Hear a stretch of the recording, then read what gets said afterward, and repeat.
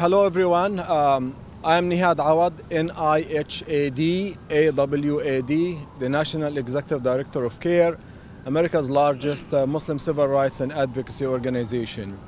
We are here today to give some commentary after finishing the first oral argument on a very important case about free speech, Saqib Ali versus Hogan. Our lawyers argued the case, and the message is very, very clear. This case is about free speech.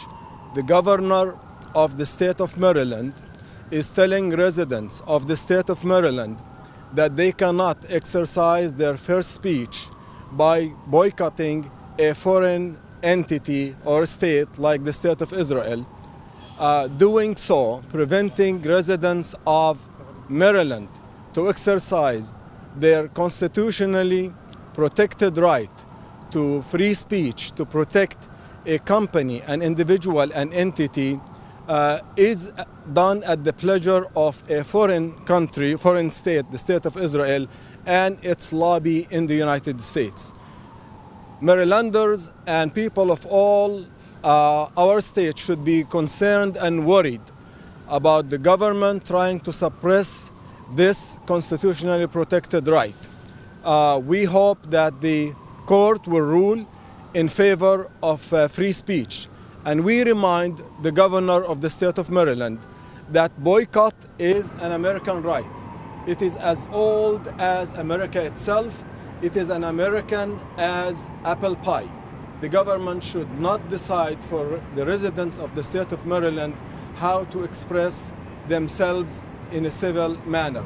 So I would like to introduce now Saqib Ali, the one who is the plaintiff in this case, and later on Gadir Abbas, our senior attorney who argued the case. But also I would like to thank all of you, the leaders of the Muslim community and our allies from the state of Maryland and outside the state of Maryland.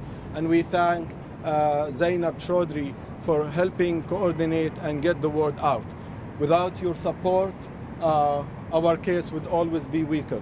So thank you very much for taking the time to come and show solidarity with Saqib Ali. This is not only about him, it is about his children, our children, it is about the future of this country. With that, Saqib Ali, please. Good afternoon, everybody. Thank you for being here. You know, the governor is violating my civil rights, right? I'm a software engineer. I'm a pretty good software engineer. When I sought to get a contract with the state of Maryland to set up some software servers to do work that they needed done, I found that there was this strange clause in the RFP saying that I cannot boycott Israel, I cannot boycott any companies in Israel, and I cannot boycott any companies in Palestine. In fact, any Israeli companies that are in any territory controlled by Israel. So if there is a company sitting on an illegal settlement in Palestine, and I say, wait, I don't want to do business with this company. I don't want to buy their hummus, or I don't want to buy their soda stream, or I don't want to buy their wines. I cannot get a state contract in Maryland. I can be the best software engineer, I can be the cheapest vendor, but no, I can't get that contract because of this strange, this bizarre, frankly, clause which prevents me. You know, I boycott the government of Saudi Arabia because it's an odious government that chops up journalists into little pieces who they don't like. I boycott the government of Burma and companies based in Burma because there is a genocide in Burma.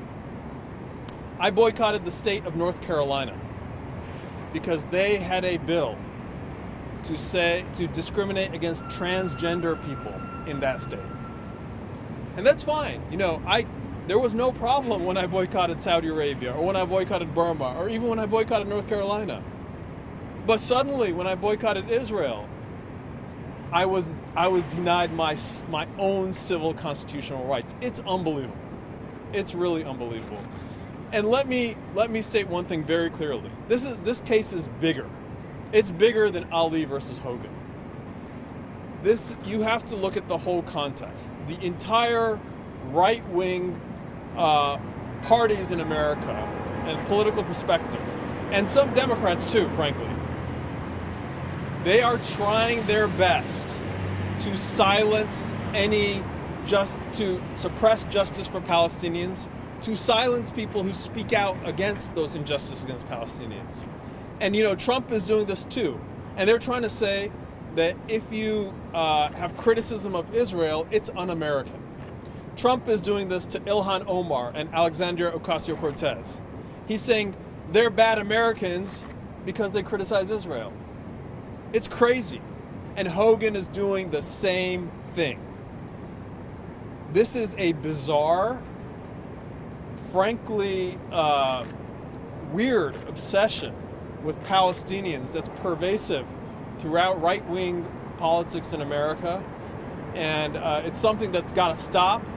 And it's got to stop right here in Maryland. It's got to stop in Texas. It's got to stop in Arkansas and Arizona and Kansas. And we are here today, and we hope this judge will prevent Hogan from using the office of the power of his government to suppress Palestinian speech against injustice of Palestinians.